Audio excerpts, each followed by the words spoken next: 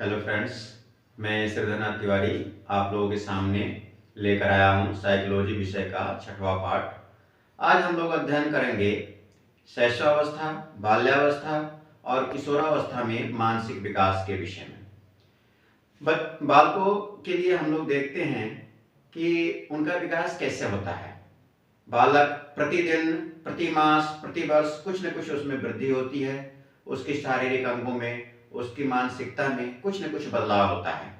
इन बदलाव को ध्यान में रखते हुए मनोवैज्ञानिकों ने उसके लिए कहा है कि बालक प्रति वर्ष, प्रतिदिन, प्रति मास हमेशा कुछ न कुछ बदलाव लिए हुए संघर्षों के साथ आगे बढ़ता रहता है।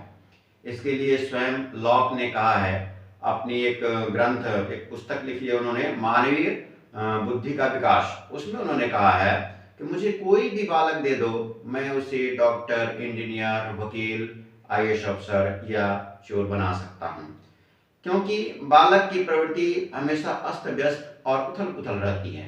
उसके अंदर कोई भी वस्तु डाल दी जाए, अर्थात उसका जो मन मस्तिष्क होता है कोरे स्लेट के समान या कोरे कागज के समान होता है। उसमें कोई भी बात, कोई भी अनुभव, कोई भी विचार डाल दिया जाए तो सदा के लिए उसके मन में छप जाता है। और अगर अच्छे विचार डाले जाएंगे तो अच्छा बनने का प्रयास करता है, और अगर बुरे विचार डालेंगे तो बुरा बनने का प्रयास करता है। इसलिए बच्चों के मन में अच्छे से अच्छे विचार डालने चाहिए। इसके लिए हम शुरू करते हैं कि उसके अंदर क्या परिवर्तन किया जा सकता है।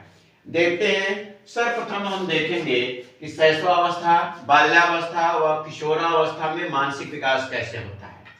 ये दो रूपों में होता है, एक निगमन और आगमन, दोनों को समन्वय लिए हुए होता है।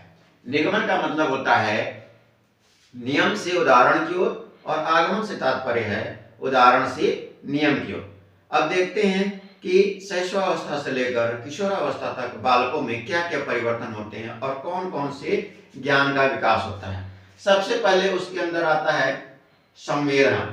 संवेदना का मतलब होता है, जब शिशु होता है तो बालक के अंदर बहुत सारी संवेदनाएं, जैसे प्रेम, घृणा, उद्वेग इत्यादि का समावेश हो जाता है, जिसके आधार पर कौन अपना है, कौन पराया है, कौन उससे प्रेम करता है, ये चीजें उसके अंदर आने लगती हैं।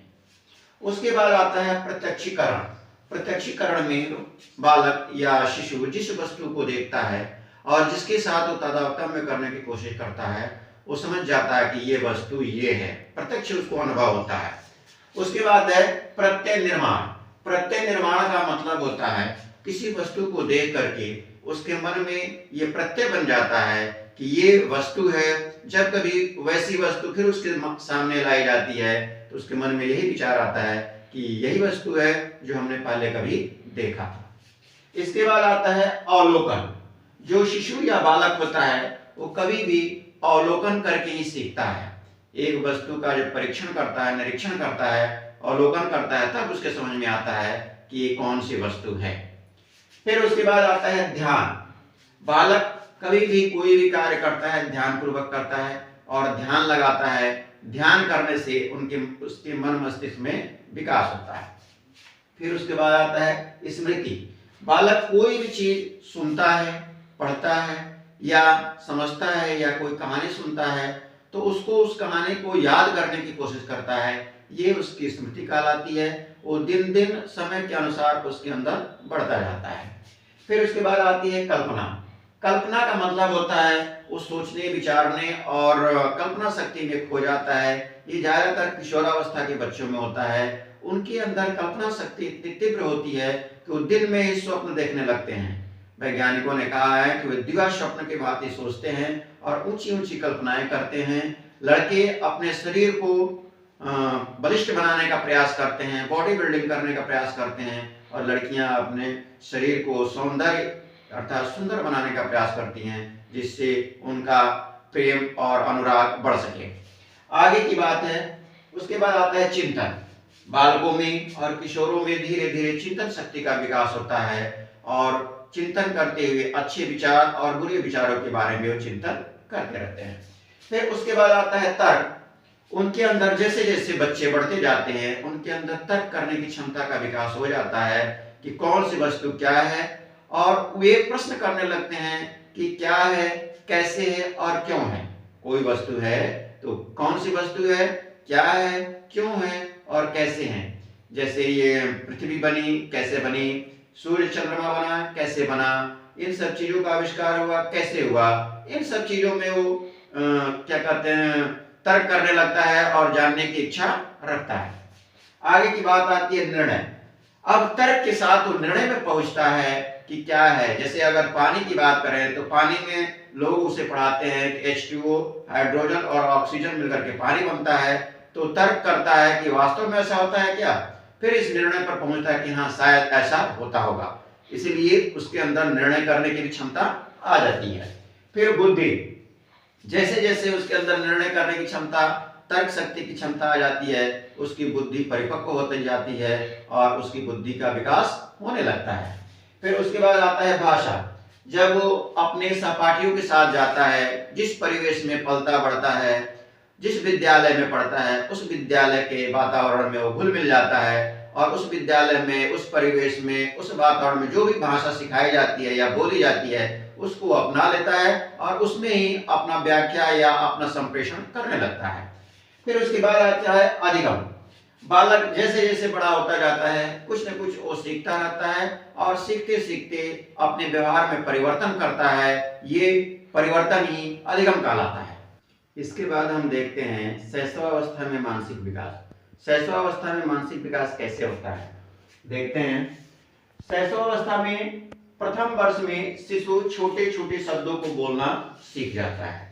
शैशवावस्था के प्रथम वर्ष में शिशु छोटे छोटे शब्दों को बोलना सीख जाता है। द्वितीय वर्ष में शिशु 2 शब्दों की वाक्यों का प्रयोग करना सीख जाता है और उसके पास कम से कम 100 या 200 शब्द ऐसे हो जाते हैं जो दिन प्रतिदिन बोलता है या सुनता है। फिर उसके बाद आता है तृतीय वर्ष। तृतीय वर्ष में वो संख्या को दोहराना शुरू कर देता है। जैसे 1 2 3 है तो उन संख्याओं को दोहराना शुरू कर देता है और सार्थक शब्दों का प्रयोग वो करने लग जाता है। फिर आता है चतुर्थ वर्ष। चतुर्थ वर्ष में वो 10 तक की गिनती याद कर लेता है और अक्षरों को पहचानने लगता है और उसे लिखने भी लगता है। फिर उसके बाद पंचम वर्ष। 5वें वर्ष में उसको रंगों की पहचान होने लगती है। लाल, पीला, काला, हरा रंग, इस टाइप के रंगों को पहचान लेता है और उसमें अंतर करना भी सीख जाता है। फिर उसके बाद आता है षष्ठम वर्ष। षष्ठम वर्ष में व्याकरण की दृष्टि से वो सही वाक्यों का प्रयोग करने लगता है तथा कोई व्यक्ति कोई वाक्य बोलता है तो उसको सुनता है और उसको दोहराने लगता है। इसके बाद हम देखते हैं बाल्यावस्था में मानसिक विकास। तो बाल्यावस्था में जैसा कि आप जानते हैं कि बाल्यावस्था की आयु 6 से 12 वर्ष की होती है, जिसमें क्या होता है, कैसे मानसिक विकास होता है। सर्वप्रथम हम 6वें वर्ष में देखेंगे। तो 6वें वर्ष में बालक सरल प्रश्नों का उत्तर दे सकता है, शरीर के अंगों को सरलता से बता सकता है कि ये हाथ है, ये पैर है, ये जीभ है, त्वचा है और इंद्रियों का ज्ञान उसे हो जाता है। फिर आते हैं और 15 तक की गिनती भी सुना सकता है। फिर आते हैं 7वां वर्ष। 7वें वर्ष में वह विभिन्न वस्तुओं में भेदभाव या समानता समझ जाता है कि ये कौन सी वस्तु है, उसमें भेद करना और उनमें समानता करना वो सीख जाता है। और संयुक्त व जटिल वाक्यों का प्रयोग करना भी वो सीख जाता है कि संयुक्त वाक्य कौन से हैं और जटिल वाक्यों में वो प्रयोग करना सीख जाता है। फिर 8वां वर्ष आता है। 8वें वर्ष में छोटी छोटी कहानियों व कविताओं को याद कर लेता है और उसको सुनने में उसकी रुचि उत्पन्न हो जाती है और सुनाने में भी रुचि उत्पन्न हो जाती है। तो छोटी छोटी कहानियों और कविताओं को याद कर लेता है। फिर आता है 9वां वर्ष।